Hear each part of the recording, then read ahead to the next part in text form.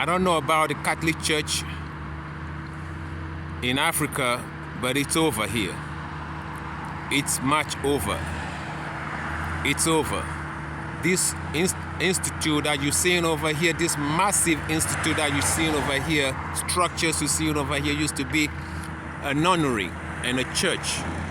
It had, once upon a time, 800 nuns, but today only 88, according to people who work here, 88 frail nuns left. And after their demise, the place will be turned into private property and apartment. The church is over. The religiosity of the Catholic Church here, it's over. It had closed its this chapter. They're moving into a new chapter now. You know, nobody will have, believed this 50 years ago. But it is here. You can see it. It is here. It is here. This is a massive construction taking over from the Catholic Church. Taking over from the Catholic Church. So you could see how one chapter dying and another chapter is coming in its place. I don't know about the Catholic Church in Africa, but we can see if it's something that is real, why the church have to close down, why the church have to sell its property to private developers to turn them into apartments. What about salvation that they've been selling? What about the heaven that they've been selling to us? Is that over? The Catholic Church is moving on into a new era. Okay? But the Africans are now entering into its place.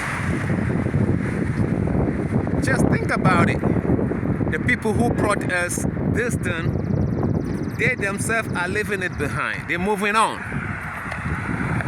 They're moving on. So how can you, or how can we in Africa, continue with this? What information we have better than the Catholic hierarchy in Rome when they are turning a new leaf on their religiosity, their salvation, the selling of heaven to us? How can we,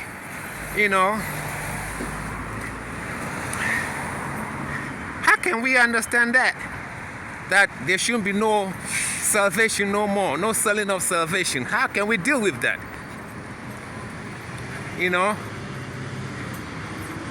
It will be a disappointment to a lot of people. So just think about it. The people who brought the religiosity, the salvation, the going up to heaven to us, they are no longer in the business of selling salvation. So what are the flock gonna do? How can they accept this? I try to, empathize with the people who bought into this salvation business. How are they gonna take it? How are they gonna take it? Folks, just, look at the massiveness of this thing. Folks, just bring your comment. How are they gonna take it? The people that for generations have been lied to, can I say that? Been lied to by this institution, but now the institution is leaving them in the cold. How are they gonna take it? What is there for them to hold on to? The Catholic Church is leaving them in the cold. You know, it's pushing them under the bus. How? You see? Can you see? This is it.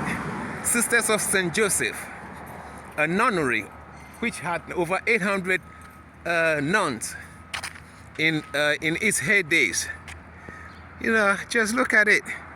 Now, it's left with few nuns waiting to be buried here. And then when you think about the deceit, the Holy Fathers, the Holy Sisters, only God knows how many abortions have been, you know, carried on here, how many babies have been killed over here. The Catholic Church started the orphanage, not by the public, not by poor people who have no money, not by taking care of poor people's children who have no parents. The orphanage really started by the Catholic institution because of the babies that could not be aborted. And then, you know, and when the nuns had them, they have to snatch it away from them. Just look at that. A lot of women enter here and they find out that you cannot, you know, the chastity vow, vow that you have to take. After you take the chastity vow, you find out that you still been feeling horny. Men who took the vow of chastity, you know, came out and feel like, you know, they still, you know, it's impossible. You know, when you have to make sex a sin and sell it to the public that if you abstain from sex, it makes you holy. So therefore the Holy Fathers sold themselves to the public as very, very holy people who don't feel sex. But behind the scene, the altar boys have been having issue, have been having their rights being violated. Young 12-year-olds, 11-year-old, 10-year-old little boys, and the nuns themselves, you know, having their consent being, you know, their booties being taken left and right. Over here, orgies, you know, multiple threesome, foursomes, you know, on them. And they just have to keep quiet and take it. And when they become pregnant, abortion. Those who could not be abort their pregnancy will go full term, and the baby will be taken out from them, snatched from them. That kind of hurt. Looking at your little baby taken out and then sent to orphanage, you don't see that baby no more. A lot of crime being committed over here. A lot of crime. If these walls can speak, if this massive wall can speak, if they can talk to somebody, if you can lend your ears and these brick walls can speak, oh boy, you're gonna hear stuff. You're gonna hear stuff that your heart can't contain, your mind can't even contain. But this is a chapter that is closing down in the history of the Catholic Church. What about Africa? What about Africans who believe in this selling of salvation? What about Africans? What is there for you? What are you going to hold on to? The Catholic Church is telling you, bye-bye, we are out of this business. It's over for us. We're moving on to better things. Maybe, you know, it's all about money. Today they say the population is too much, and the Pope say, hey, it's signaturing to it. What are they going to do with useless people? These Africans, you guys are useless. So what these people going to do to you? What do you think they can do to you? Look at your life.